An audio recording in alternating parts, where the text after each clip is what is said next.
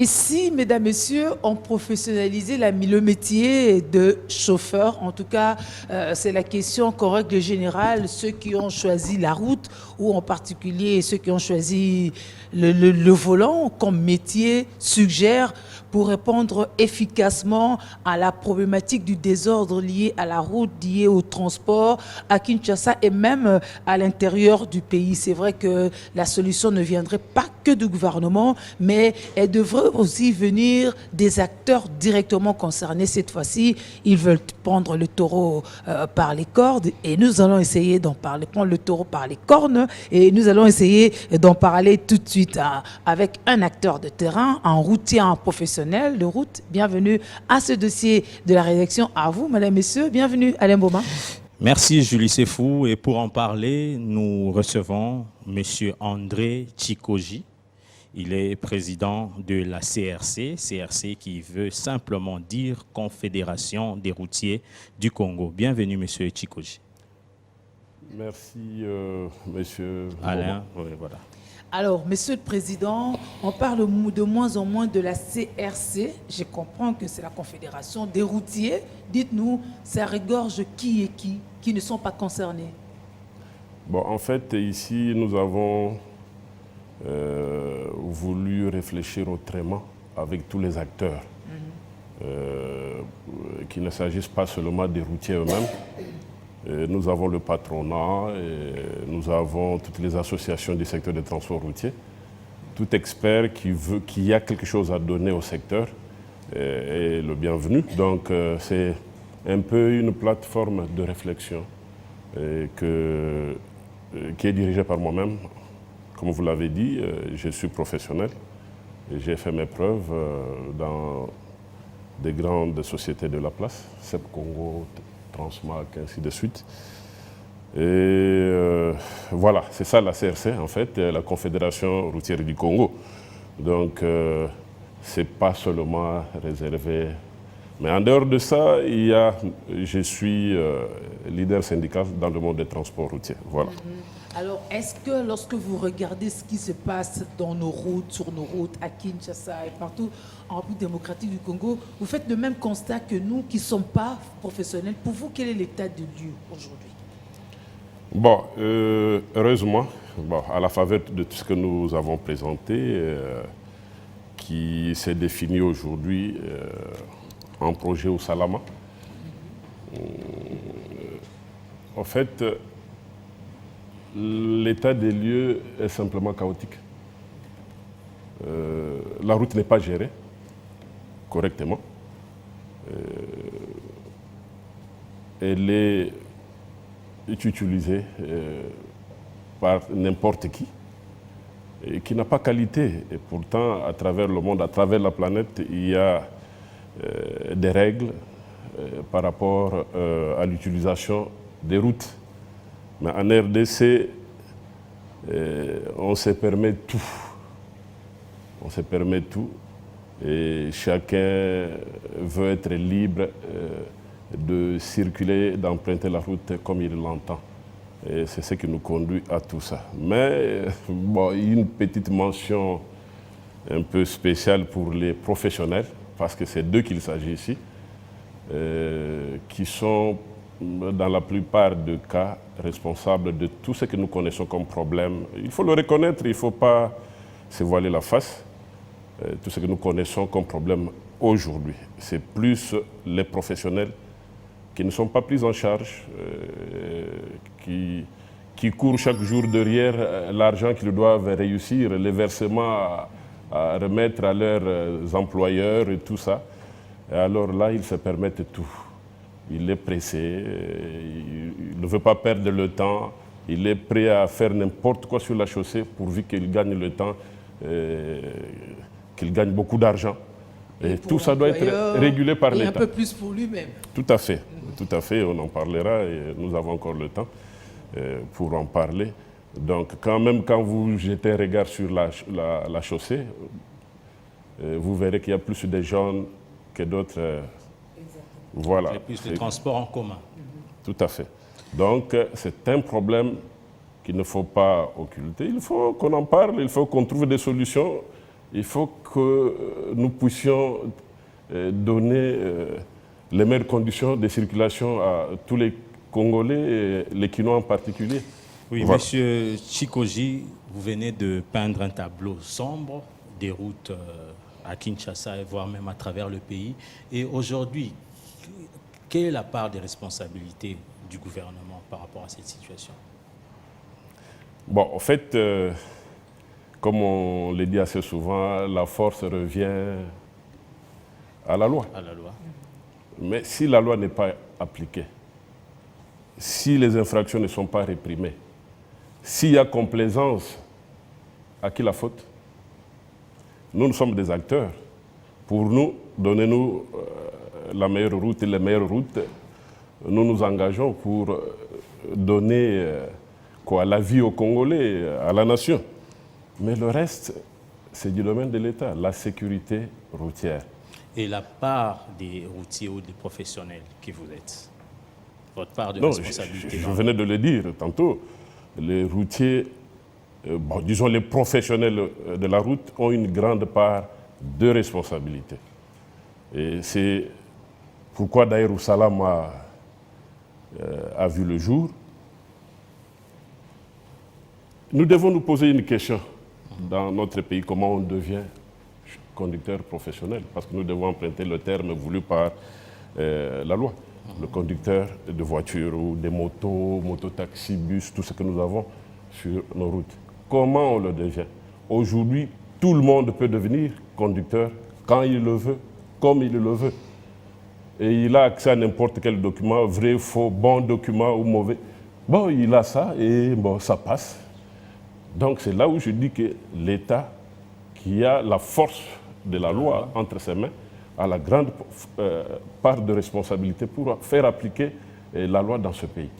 Et plus grave, nous avons même des conducteurs d'une certaine catégorie qui peuvent évoluer sans rien en main qui les qualifie à rouler sur nos routes. Et ils sont à la base de graves accidents qui endeuillent les populations et eux-mêmes se trouvent exposés chaque jour à ces accidents-là. Puis après, on interpelle un professionnel reconnu, il est arrêté, mis en prison, mais on devrait d'abord commencer par celui qui n'est pas en règle avec la réglementation, la loi, tout ça. Alors c'est une confusion. C'est que l'État tolère ça. Donc quelque part, nous devons nous le dire entre nous Congolais, il y a une volonté de ne pas faire bien les choses. Et alors vous, au sein de la Confédération des routiers du Congo, vous avez pensé bien faire les choses, réfléchi pour que de votre part aussi sorte une piste de solution qui soit durable. Et c'est ça le projet Oussala m'a dit. En quoi ça consiste? Ça répond à toutes les questions évoquées déjà ici? Tout à fait, tout à fait. Mais la principale est la suivante. On peut élaborer des bons projets. C'est bien. Il y a des lois qui existent pour mettre l'ordre sur nos routes. C'est bien, il y a des bonnes lois, des bonnes règles. Mais on va s'adresser à qui? Qui est qui finalement dans ce pays? Parce que je vois du côté moto-taxi, il y a des enfants de moins de 18 ans, c'est un élément. Il y a même les adultes qui sont là, qui apprennent pendant 2 jours et il est sur la chaussée pour transporter la population. Même du côté des taxis. Même, moi je suis poids lourd, même du côté des poids lourds aussi. Il y a un réel besoin d'assainissement du métier. Nous avons nos enfants qui fréquentent des écoles, chaque midi on doit aller les récupérer, tout ça. Mais à qui confions-nous finalement la responsabilité de nos propres enfants? Quelqu'un qui n'est pas reconnu, il a sa moto, et souvent qu'est-ce qui arrive en cas d'accident? il prend la poudre d'escampette et puis on ne le connaît pas, où il habite, c'est qui, tout ça, et bon. Et les familles sont obligées de supporter ce qu'ils n'avaient pas prévu dans leur budget. Voilà un peu la situation sur terrain. Je crois que Ousalama répond d'abord à cette question majeure, cette question principale. Donc c'est quoi Ousalama et pourquoi Ousalama? Ousalama, c'est pour bien faire vivre la route aux Congolais. Pour qu'il y ait la paix, qu'il y ait l'ordre, finalement. Et pour qu'il y ait la paix, qu'il y ait l'ordre sur nos routes, il faut prendre en charge les professionnels. Parce que souvent, on tape à côté. Les professionnels sont différents de monsieur tout le monde qui a sa voiture comme vous. Vous venez au travail le matin, le soir, vous rentrez chez vous à la maison. Oui, nous nous rencontrons sur la chaussée, mais ceux-là, ils ont fait de la route leur terrain de travail. Leur job. Ils ont fait de la conduite leur métier. Et dans tout métier, il y a des habitudes qui se créent, bonnes, mauvaises. Et bon, des fois, on se permet n'importe quoi parce qu'on s'est dit, bon, je suis à la hauteur et tout ça. Mais il n'y a pas d'expert chauffeur, ça je dois vous le dire. J'ai 4 décennies dans la conduite professionnelle. Il n'y a pas d'expert chauffeur dans la conduite. Tout le monde, je pourrais me permettre ça, tout le monde apprend finalement parce que chaque jour, comme on le dit, à chaque jour suffit sa peine. Hein, donc, demain il pleut, après-demain il fera très chaud. Et les conditions de conduite changent aussi en fonction du climat. Et même l'avènement des tout à fait, motos-taxis tout ça a changé la donne. Donc, il faut des gars aguerris, des mains expertes pour pouvoir conduire sur nos routes et des gens qui respectent la réglementation. Ce n'est pas le cas. Et il faut commencer par où? Nous donnons une piste de solution partant de nous-mêmes. Comme un célèbre philosophe avait dit, connais-toi toi-même. Nous-mêmes d'abord. Qu'on nous permette de mettre l'ordre dans le secteur, partant de nous-mêmes. Je crois que la grande question vient de là. Qui peut conduire? Qui ne peut pas conduire? Et selon vous, ça va être défini comment? Parce qu'on est quand même dans un secteur le plus informel, n'est-ce pas? Oui, mais la conduite professionnelle dans son ensemble doit être formalisée. On ne peut pas autoriser n'importe qui à prendre tout un véhicule qui représente d'abord un danger pour lui-même et pour les autres usagers, le tolérer comme ça sur la chaussée. Non, non, ça on doit être strict. Même s'il faut réduire à moitié le nombre de conducteurs que nous avons dans le pays. Mais pourvu qu'avec ça, sur base des données statistiques numériques que Ousalama va disposer, nous savons dire celui-là est reconnu, l'autre non, on le met à l'écart, quitte à suivre les recommandations légales, qu'il aille se faire former. Et quand il a sa formation, il y a d'autres règles en matière du travail, par exemple, qui disent que chaque travailleur doit avoir son syndicat, patati patata, tout ça. On le respecte. Nous pourrons maintenant filtrer, tamiser le secteur, avoir de bons éléments qui respectent la loi, conscients du danger que représente la conduite dans l'ensemble. Parce que moi, je me le disais toujours, quand je monte sur un camion, il y a deux choses, deux réalités qui sont derrière moi. Je pars sur un long voyage, je ne reviens pas parce que je peux connaître un accident sur la route. Je pars, je reviens parce que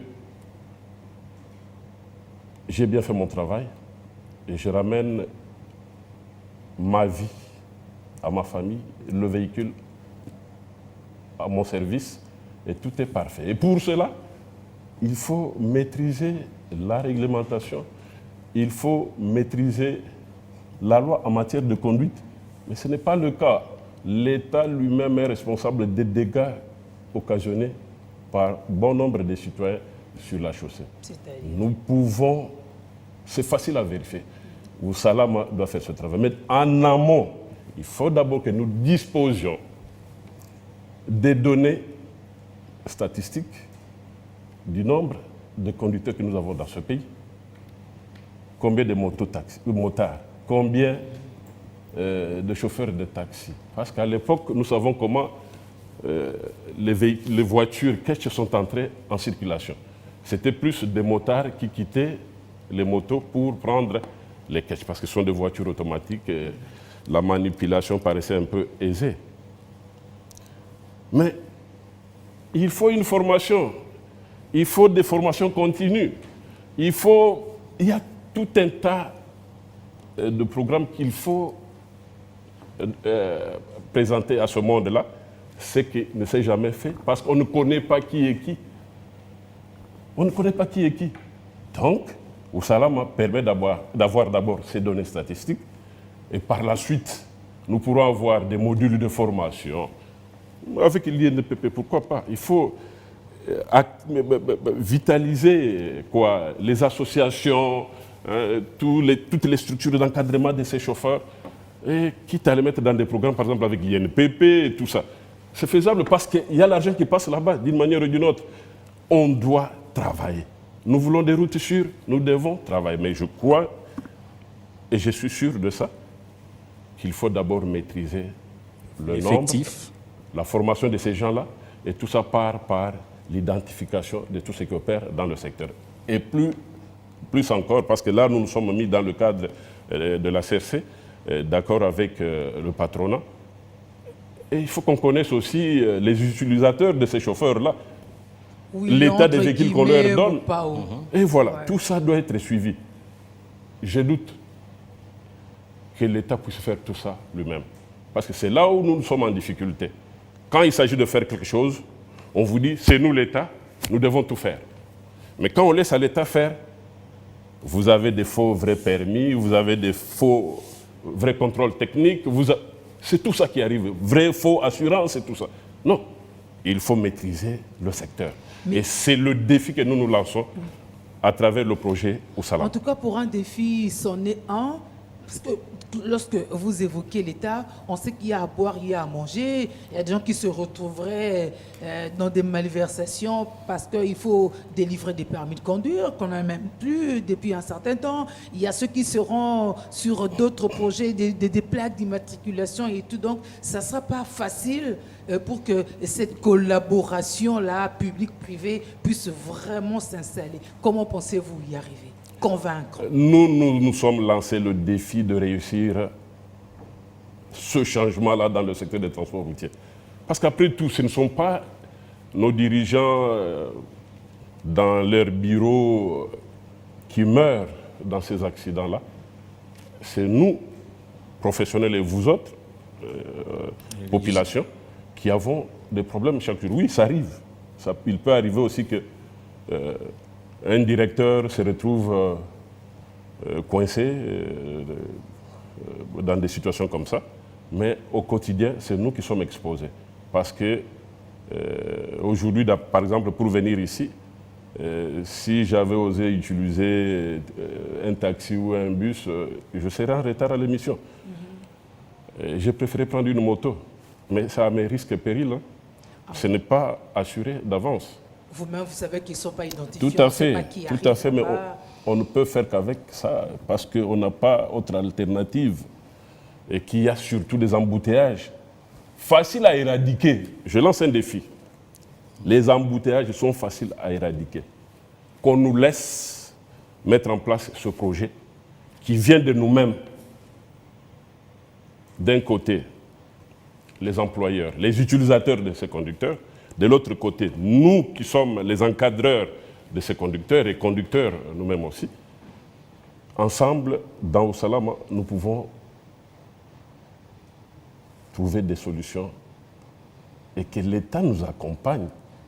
Et surtout qu'on évite à s'immiscer dans ce qui...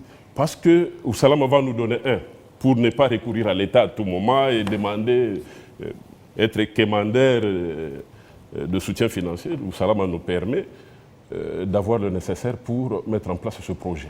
Non seulement, mais c'est pour toute la République. Voilà. Et pour mettre en place ce projet, M. André Tchikoji, Pour avoir le nécessaire. pour avoir le nécessaire, qu'est-ce que vous attendez du gouvernement? Le gouvernement, c'est le parent, le responsable de la vie des Congolais. Son appui. Appui. Tout l'appui nécessaire, qui ne se disent pas seulement parce qu'il y a ceci que peut générer Ousalama. Le gouvernement, dans le souci de mieux faire, peut aller au-delà des prétentions de Ousalama. Il peut appuyer tout le projet. Mais déjà avec Ousalama, nous savons que nous pouvons réussir le pari. Plus son accompagnement. Ousalama va générer quelque chose, ça veut dire que c'est une taxe de plus? Vous allez générer Non, il ne s'agit pas d'une taxe. C'est pour résoudre, éviter un peu ce problème-là, ce blocage-là. Je vous informe, l'identification des conducteurs dans ce pays date de 2006. J'en sais quelque chose. Je ne vais pas tout faire exploser ici parce que pour l'identification des chauffeurs, l'idée maîtresse, sans fausse modestie, est venue de la personne qui est avec vous. Les patrons, avec toutes les corporations patronales, se sont dit, bon, parce qu'il y a des bêtises, il y a des problèmes à notre niveau aussi, chaque fois il y a des grèves à répétition, tout ça. Essayons de résoudre dans l'ensemble ce problème et arrangeons le secteur. C'est là qu'est venue l'idée, ça va ensemble de toute façon, de pouvoir identifier tous les opérateurs du secteur des transports routiers. Et surtout, aujourd'hui, on a enrichi, il faut connaître le nombre de véhicules par opérateur, le nombre total. Parce que même les routes qu'on nous construit doivent être adaptées au volume du trafic.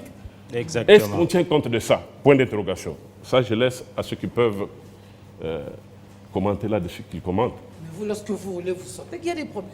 Mais même les piétons le sentent. Il y a des routes qui se construisent pour une durée de 3 ans, 4 ans, 5 ans. Déjà, vous sentez que ça s'abîme. À moins d'une année. Pourquoi ça? C'est toute une question. On doit pouvoir répondre à cette question-là. On doit donner le meilleur, parce que vous vous attendez au meilleur de la part de ces conducteurs-là. Faisons ce qui est meilleur, donc ce qui est bon, très bon même. On a des conducteurs de moto. Est-ce qu'on les a encadrés pour leur permettre de rendre un service correct à la nation, à la population? Jusque-là, rien. Non, on leur a donné des numéros. Mais ça, c'est pour répondre à un besoin financier des décideurs. Oui, on a maximisé les recettes. Mais il faut chercher aussi à maximiser la sécurité des citoyens dans ce pays. Parce que les routes tuent. Je suivais un documentaire il y a quelques jours ici. Le Sénégal donne le bilan d'à peu près 600 morts dans les accidents de route. Il y a eu une collision de 2 bus là-bas. Dernièrement, oui, oui.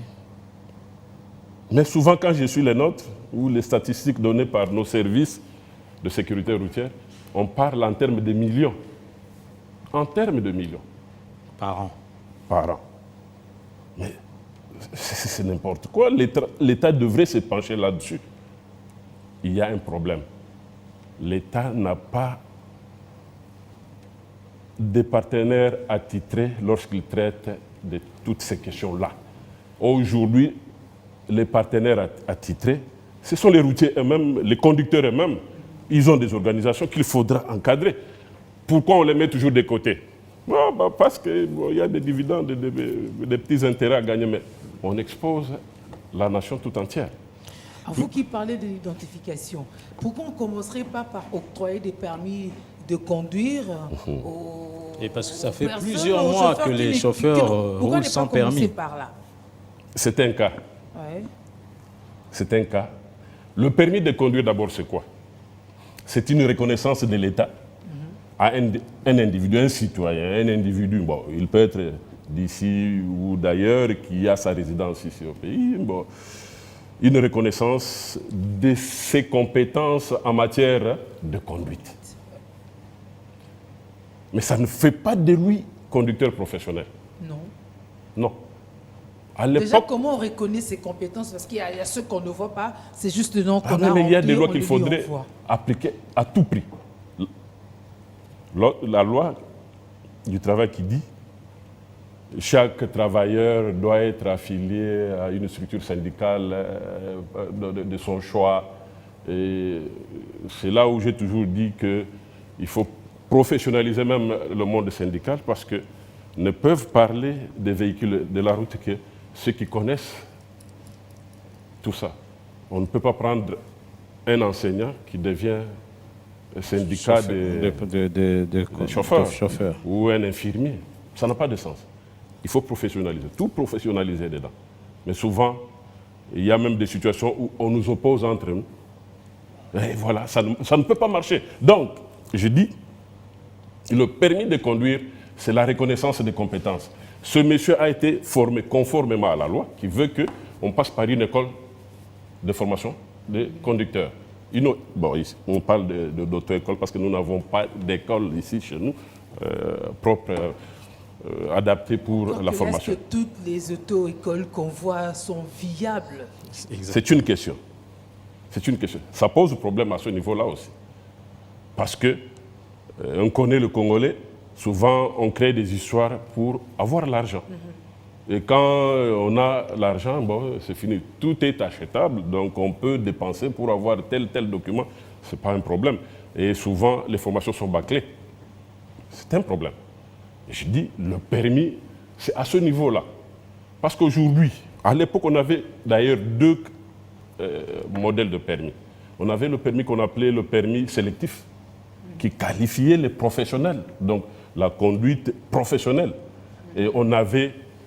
Parce que pour avoir le permis sélectif, il fallait d'abord commencer par le bas, l'autre permis ordinaire, là, pour tout le monde. Bon. Et puis, on peut maintenant te former pour conduire, parce que le transport rémunéré des biens et de personnes, ou tout transport professionnel, exige quand même une formation spécifique. Nous l'avons fait, nous autres. Mais ici, aujourd'hui, il suffit d'avoir le permis là que vous avez. Et vous avez votre voiture. Chaque soir, vous pouvez faire le taxi. Vous avez un minibus, si vous pouvez faire le... votre voiture n'est pas peinte en mais jaune, voilà. tout le monde fait. Voilà. Ouais. Et plus grave, parce que je dois en parler, c'est mon travail. Exactement. Vous avez même des structures de transport appartenant à l'État. Il faut voir de près comment ils recrutent les chauffeurs dedans. Les organisations étrangères ou les organismes étrangers qui viennent chez nous, quels sont les critères d'embauche des chauffeurs? Ça pose problème. Au moins, ces véhicules-là sont exemptés de toute interprétation. Eh bien voilà. Et le chauffeur peut se permettre n'importe quoi. Exactement. Vous avez un chauffeur qui vous dit sur la chaussée, Nagocha au boss. Mais c'est n'importe quoi. Donc, l'État lui-même tolère tout ça. Donc, le permis ne qualifie pas à la conduite rémunérée des biens et des personnes, ou des marchandises et tout ça. Non. C'est pourquoi nous disons, avec le projet Osalama, nous pouvons déjà, un temps soit peu, répondre à cette question-là. Autrefois, quelqu'un me disait, non, l'identification est déjà faite lorsque vous avez votre plaque d'immatriculation à la DGI. Exactement, c'était d'ailleurs ma prochaine question. C'est n'importe quoi. La DGI fait son travail, qui consiste à, comme je le dis, à maximiser les recettes, chercher l'argent pour l'État et tout ça, c'est bien. Mais la route Mais aussi, la on maximise route des est aux accidents. routiers que nous sommes. Ce n'est pas l'affaire de monsieur tout le monde. Un professeur d'université qui va se mettre là, au lieu de donner cours à la colline inspirée là-bas, ou ici. Non, il est expert dans un domaine qu'il ne maîtrise même pas.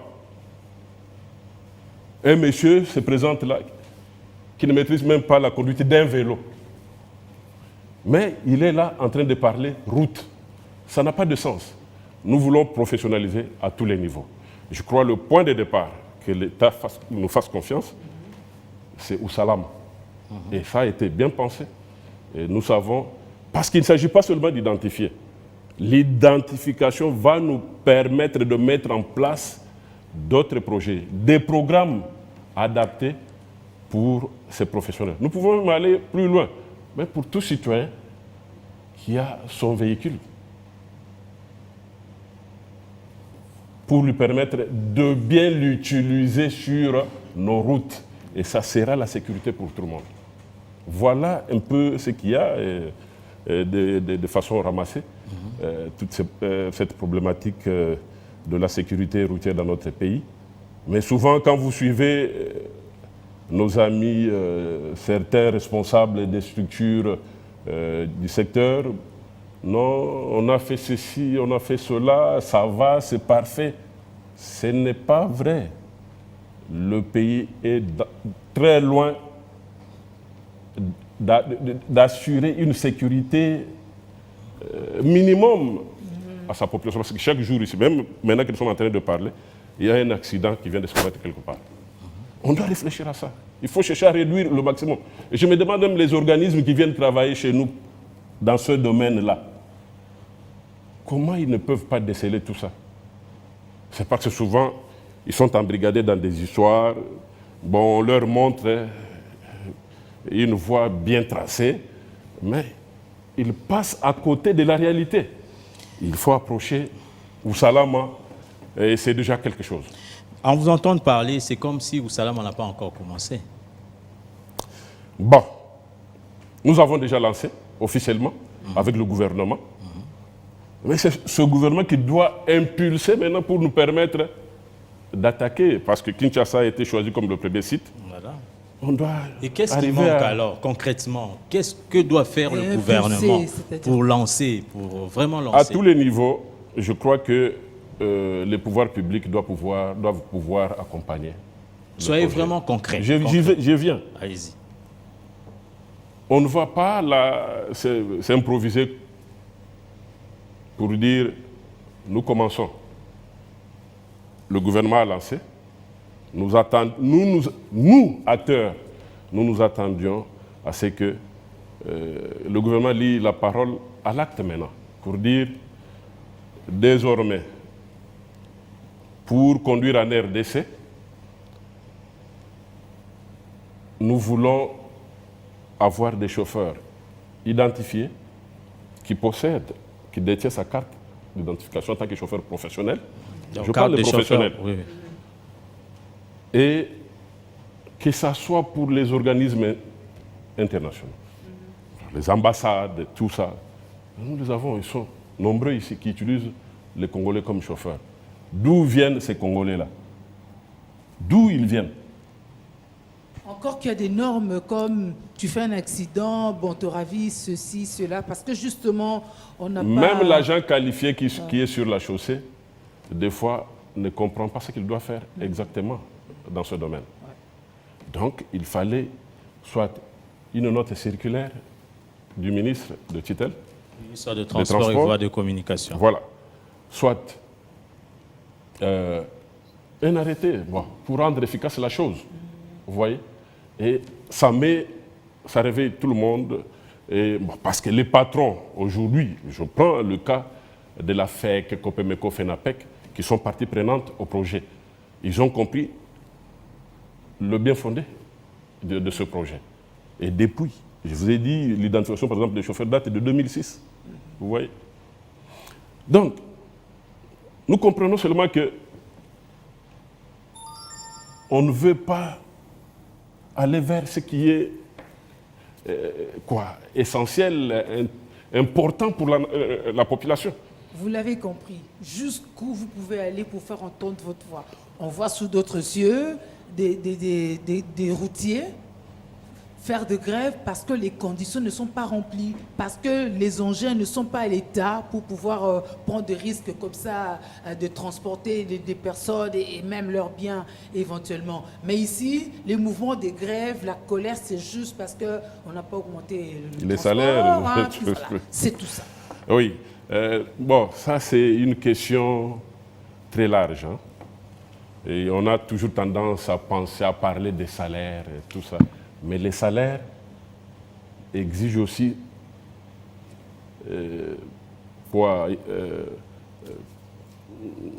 la mise en commun de certaines exigences liées à ça pour permettre aussi. Il faut que nous ayons des entreprises viables. Ça, c'est un fait. Est-ce qu'aujourd'hui, ces entreprises sont en mesure de pouvoir répondre à tout ça concrètement? Et je le dis en tant que syndicaliste, il y a trop de taxes. Des taxes qui ne se justifient même pas. Bon, ça, je survole, je ne suis pas dans le débat syndical ici. Mais dans le secteur des transports, c'est une réalité. Il faut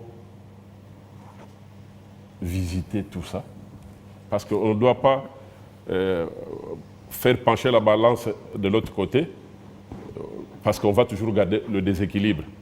Qu'on trouve des solutions à ce niveau-là. Et je crois que, même sans gouvernement, aujourd'hui, à la faveur de la Confédération routière, patronat,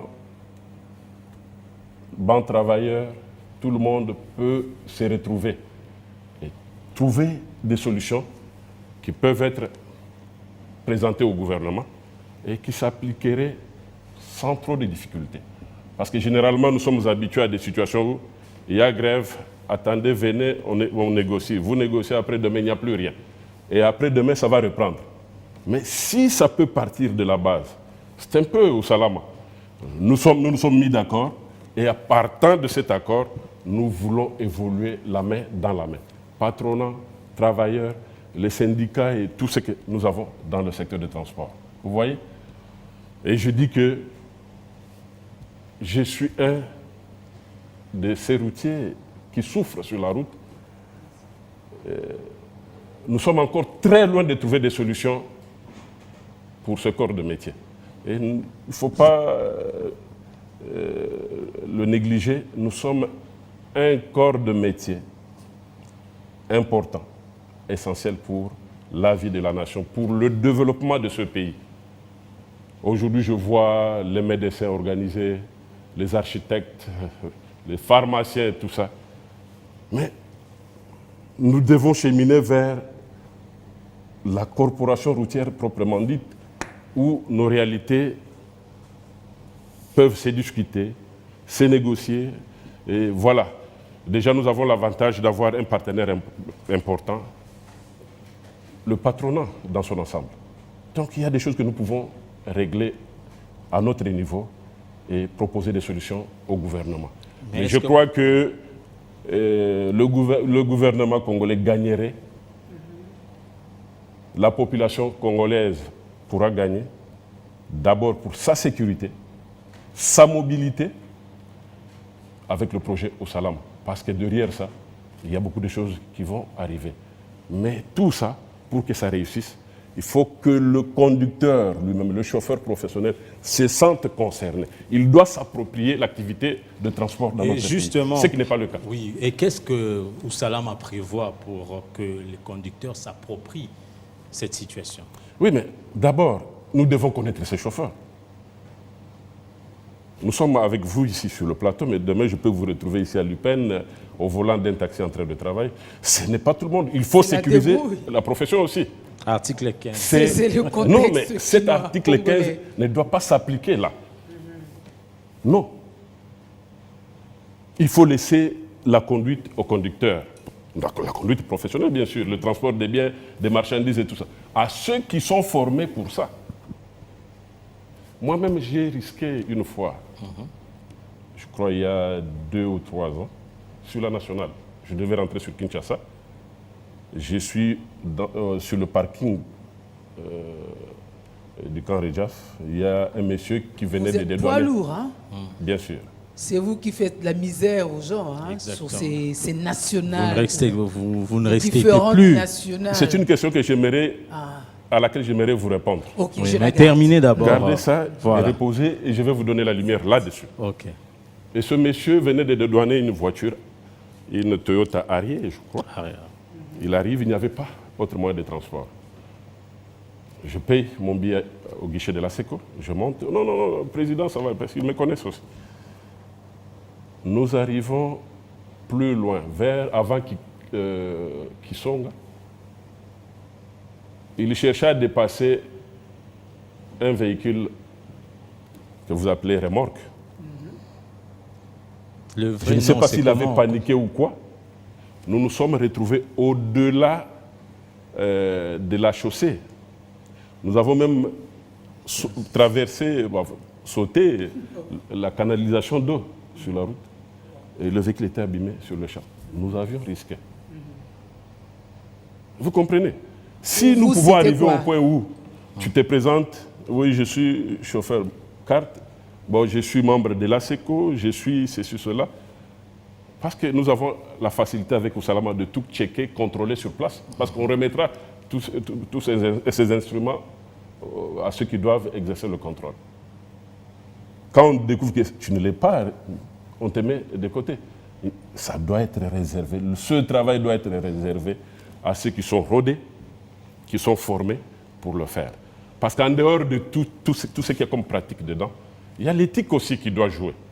Quel est le comportement de nos chauffeurs professionnels? Vraiment, ça laisse à désirer. Vous On se répondez. demande si vous passez par une école tous. Des injures. Parce que c'est tout le monde qui change. C'est ça. À longueur de journée. Entre eux, il y a tout. Ouais. Donc, je crois que tout doit commencer par l'identification. Nous devons les connaître.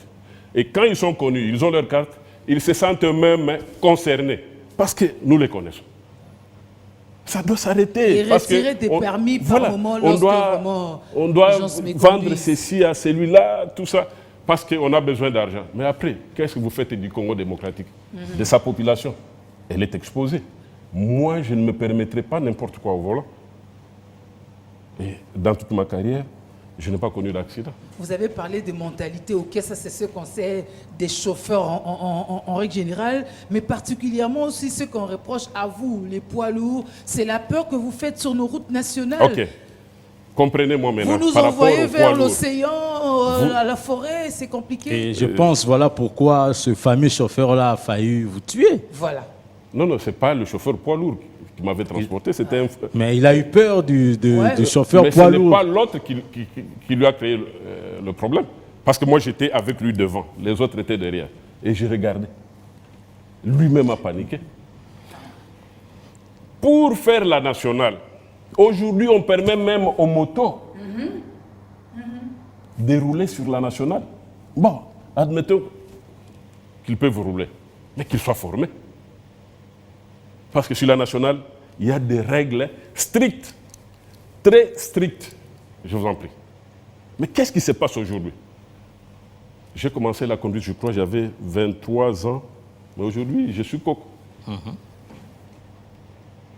On n'était pas aussi nombreux qu'aujourd'hui. Aujourd'hui, c'est sur la nationale numéro 1.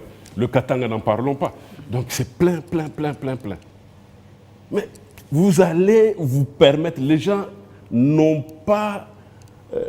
savent pas doser le risque qu'il y a à être conducteur sur la chose. Et sur une grande route comme celle-là, vous vous permettez, il y a des règles la nuit comme le jour. Parce que je dis, dans la conduite nationale ou internationale, c'est plus sûr souvent quand nous roulons la nuit parce qu'on sait voir, détecter celui qui vient de loin et tout ça. Et puis, il y a la fatigue, il y a l'état de santé, il y a tout ça. Est-ce qu'on contrôle tout ce monde-là sur la nationale? Non. Je donne ma main à couper. Que quelqu'un vienne me contredire. Non. Le contrôle, c'est lorsqu'il faut soutirer un peu d'argent. Mais sinon, plus grave, le code de la route. Parce que c'est ce code-là qui éclaire la conduite. La conduite, on apprend le matériel, l'instrument, comment je vais le piloter, tout ça, on maîtrise. Mais maintenant, il y a la théorie là, code de la route, qui éclaire tout le reste, ma conduite par rapport à l'autre. En telle circonstance, comment je vais me comporter. Et tout ça, on ne connaît pas. Dites-moi, un monsieur comme ça, c'est un danger.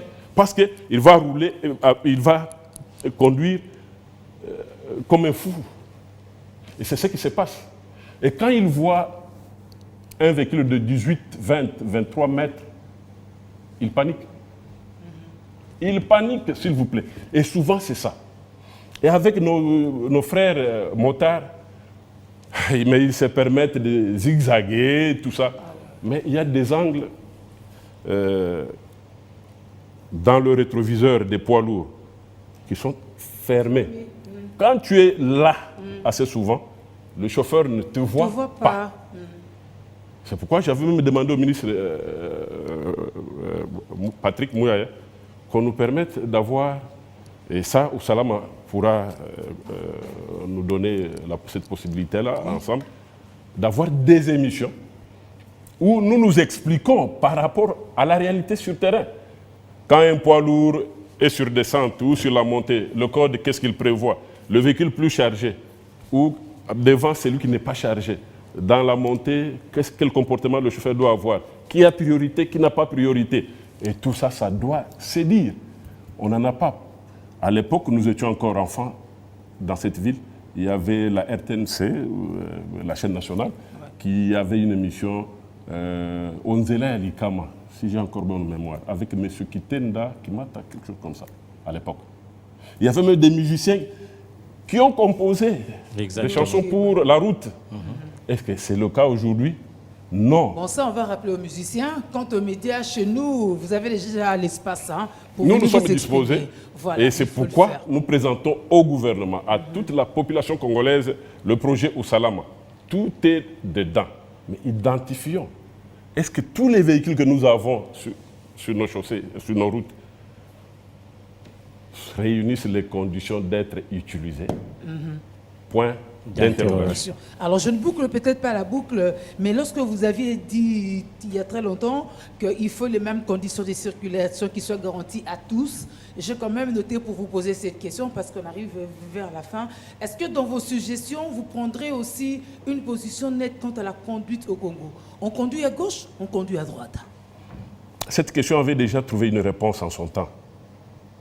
C'est quel ministre encore? Oui, il ça, n'a pas ça fait fait cas, longtemps. On a travaillé sur la décennie routière mondiale. Oui. Il y avait même des fonds alloués à la RDC par rapport à cette activité. Aucune application, aucune communication. Mais nous avons une conduite qui est connue. Mais la difficulté était que, au départ de la chose, on était déjà envahi par tous ces véhicules volant à droite. Connaissant le pouvoir d'achat du Congolais, quelqu'un qui a investi dans sa voiture volant à droite, vous allez lui dire, monsieur, mais derrière cette voiture-là, il y a combien qui vivent? Les enfants qui étudient. Il y a toutes ces... Parce qu'il faut tenir aussi compte de l'impact. Mais ça continue il faut prendre une décision. décision. On aurait dû stopper et dire, on fait avec ce qu'il y a. Mais à qui revient cette responsabilité? C'est pas si solide, justement. L'État doit arriver à se déterminer. Est-ce que le pays peut manquer la possibilité de donner à sa population des véhicules neufs à crédit, bien que le Congolais n'a pas cette culture-là, mais on a connu à Pevco, les véhicules sont là en train de rouler, parce que j'étais membre du comité moi-même. Le pays peut valoriser davantage cet aspect-là. Monsieur André Tchikoji, président de la CRC, Confédération des routiers du Congo, c'était un plaisir de vous recevoir sur ce plateau de dossier de la rédaction.